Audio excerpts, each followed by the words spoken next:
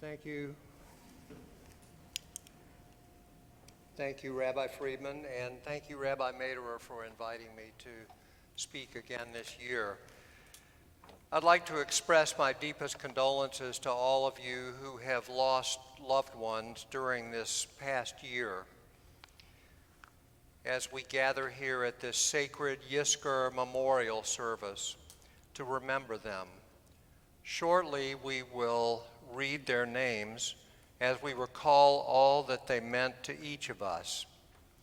But first, seared into our minds is the memory of our brothers and sisters in Israel who were taken from us in the brutal massacre 1 year ago this week.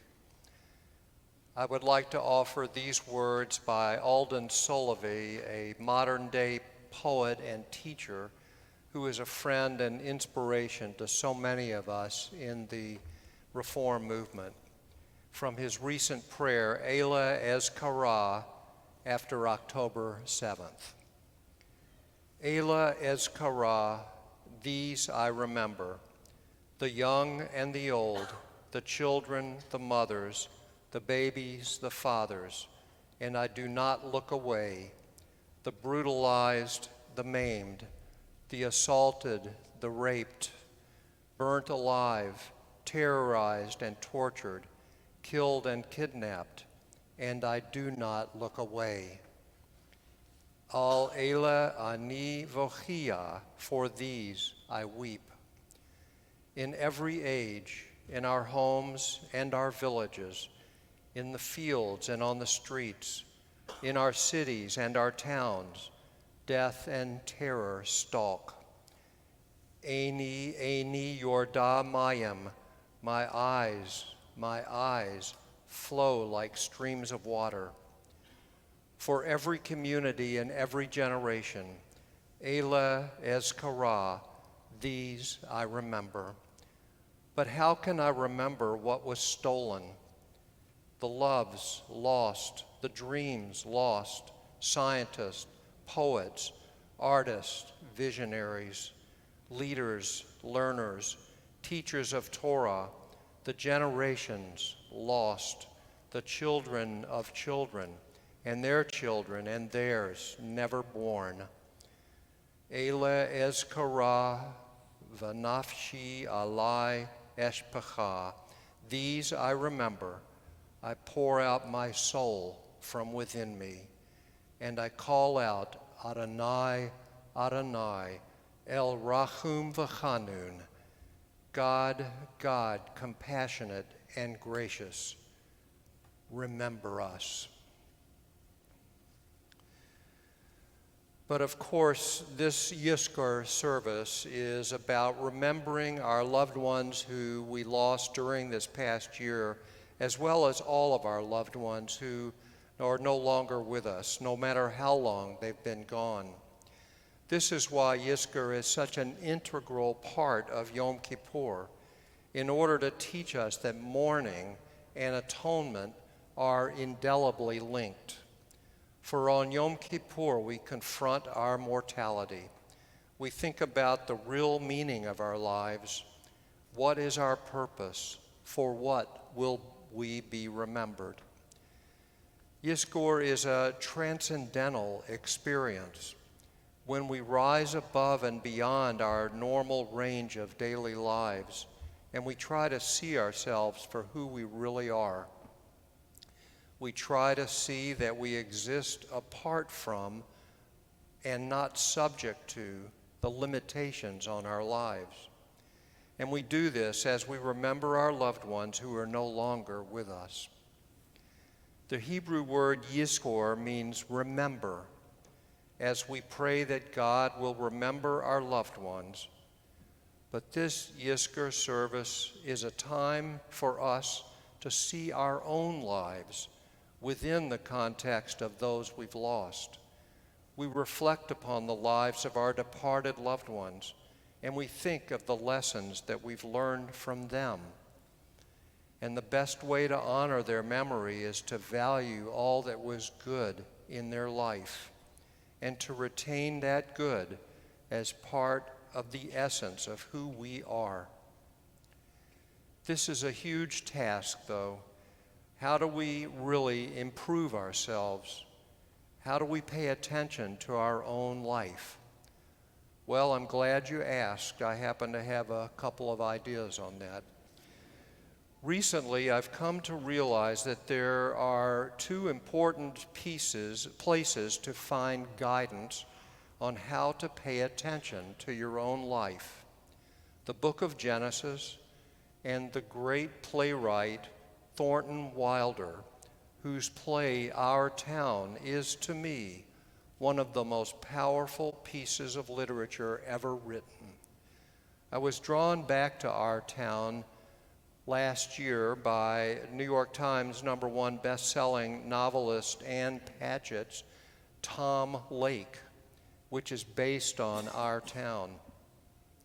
There's also yet another revival of Our Town, which opened recently on Broadway, where it has been enacted many times since it first appeared in 1938. Our Town is one of those pieces of literature that most of us were required to read in high school, and you may have dismissed it as a simplistic relic of Americana, preaching old-fashioned values to a modern public. But coming back to Our Town, after I have lived enough of life to finally understand what was so great about it, I see it as timeless and profound. It is said to be life itself. Our Town has a lot to say to us today during this Yizkor service, because it's about paying attention to your life and realizing that life is just made up of little moments and little connections. It's about finding value above all price for the smallest events of our daily life. It is a play in 3 acts which takes place in a fictional small town in New England, Grover's Corner, New Hampshire, in the early 20th century. In the first act, you meet the characters and see them through their daily lives. And in the second act, 2 of the characters, high school students Emily and George, fall in love and then get married. And spoiler alert, in the third act, Emily dies in childbirth, and the scene switches to the town's graveyard during Emily's funeral. The dead are seen sitting in chairs on the stage, representing their grave sites, talking to each other. Emily, recently dead, longs to go back to the living, to see her family and her younger self while she was alive and happy. And here is the climax of the play. When Emily is granted her wish to return to see her living family, she realized that she's seeing the life the way most people live it, troubled, going through their days in a busy manner, never really noticing each other. Emily pleads with her mother, "Just look at me 1 minute as though you really saw me. Mama, now that we're all together, just for a moment, let's look at one another."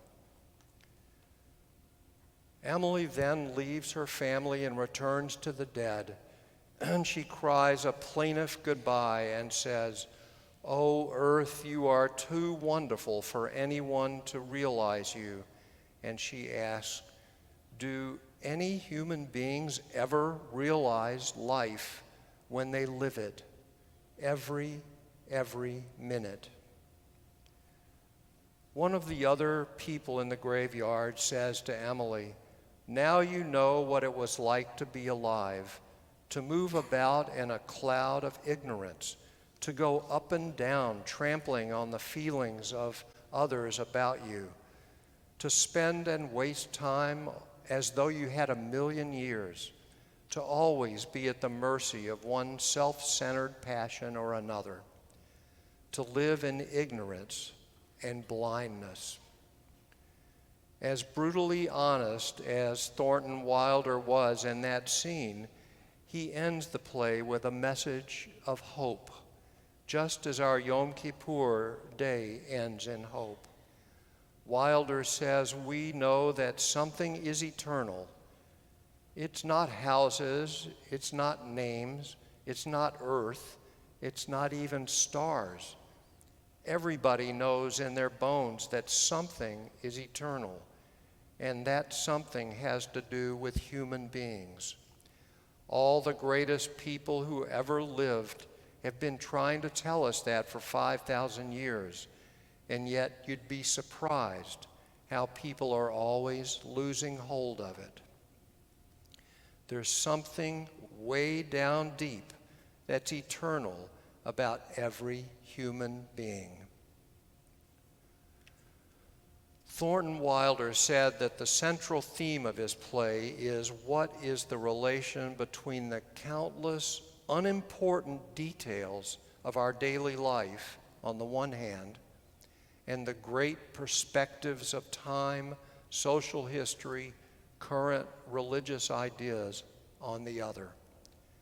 And you might say that this is the central theme of Yom Kippur and of this Yizkor service. How do we train ourselves to notice the countless, seemingly unimportant details of daily life? How do we notice the power of every connection? How do we perceive the awe in life?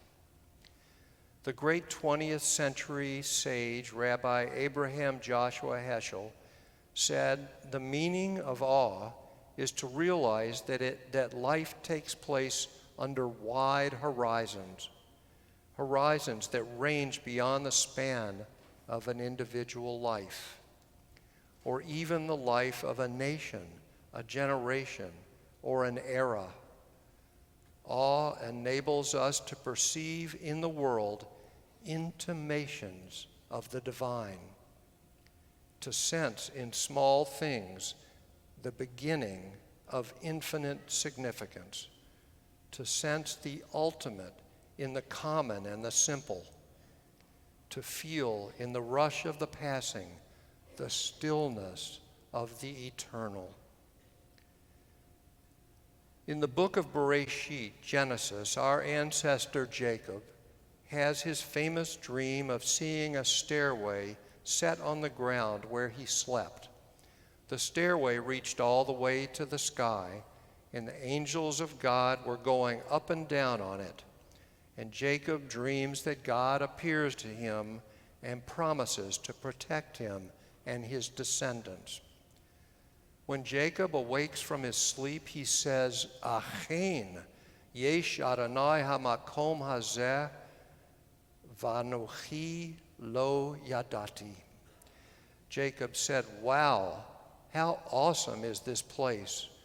God is present with me, and I did not even notice. Jacob was traveling on a trip from one place to another. He simply laid down to rest before the next leg of his journey. A lot on his mind, distracted, sort of like we are on a typical day. And then he had the most extraordinary vision, and he wakes up and says, wow, awesome, God is here, and I didn't even know it until I took the time to notice, to look, to open my eyes, to really, really see, to be alive in the moment, to be radically amazed, to perceive the awe every moment. My friend, Rabbi Angela Warnick-Buckdahl from Central Synagogue in New York, recently wrote that she is worried that people are going through life without wonder and awe. She said she was walking through Central Park one day when she saw a college-age student wearing a t-shirt that read, "Born Bored." Rabbi Buckdahl said she wanted to pull her under a blossoming cherry tree that she was walking past, totally oblivious, and yell, "You were not born bored. No one is. Look up." Heschel said, "Our goal should be to live life in radical amazement, to get up in the morning and look around at the world in a way that takes nothing for granted. To be spiritual is to be amazed." In this Yizkor memorial service, think about your life with your departed loved one and try to recall one moment when you were together. Can you remember a moment of awe? Can you remember a time when you really looked at each other? Can you think of a time when you really realized life, when you lived it together every minute? I hope you can, but I know it's hard to live life in the moment every minute. We're busy. We have a lot on our minds. We have work to do, iPhones to check, games to watch, cable news to make our blood boil. We are busy. We're distracted. On these high holy days, we say, "Awake, you slumberers. Look around you. Notice the needs of your spouse and partner who needs your love. Hear the cry of your child who craves your attention and guidance. Reach out to your parents who long for your words of comfort. Embrace your friends who treasure their relationship with you. Be aware of the world around you and do what you can to relieve some suffering. And please do it today. As the author Ann Patchett said, all those moments in life we missed, we will never get them back again. And those of us in this room today who are grieving from the recent loss of a loved one, we can tell you that life is short, way too short, and you never know when it may be too late to awake, to open our eyes, to open our hearts, and notice the awe that is all around us every minute. Amen.